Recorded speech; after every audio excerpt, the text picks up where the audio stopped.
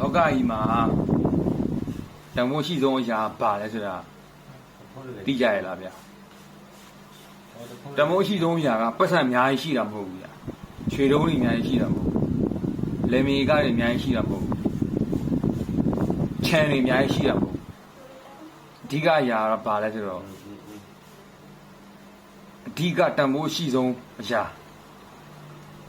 လောကကြီးအတွက်တန်ဖိုးရှိဆုံးအရာလူသားတိုင်းအတွက်တန်ဖိုးရှိဆုံးအရာပါလဲဆိုတော့ယူသားဖြောက်မှတ်ခြင်းနဲ့ကိုယ့်ရဲ့စကားကိုကိုတာကိုယူခြင်းဆိုတဲ့တရားတွေပဲဖြစ်ပါတယ်အဲ့ဒါအရေးကြီးပါတယ်အကယ်၍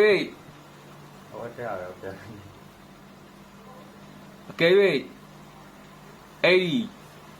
တန်ဖိုးရှိတဲ့တရားတွေမရှိဘူးဆိုရင်ခင်ဗျားဘလောက်ပဲချမ်းသာနေနေခင်ဗျားမှာပတ်စံဘလောက်ပဲရှိနေနေခင်ဗျားမှာလယ်မြေကဘလောက်ပဲပိုင်ဆိုင်နေနေ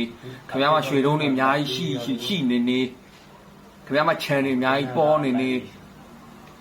ခင်ဗျားမှာစီးပွားရေးလုပ်ငန်းတွေဘလောက်များနေနေဒါတွေကချစ်စရာမကောင်းတော့ပါဘူးလောကကြီးမှာချစ်စရာကောင်းတော့ယူသားခြင်းတစ္ဆာရှိခြင်းနဲ့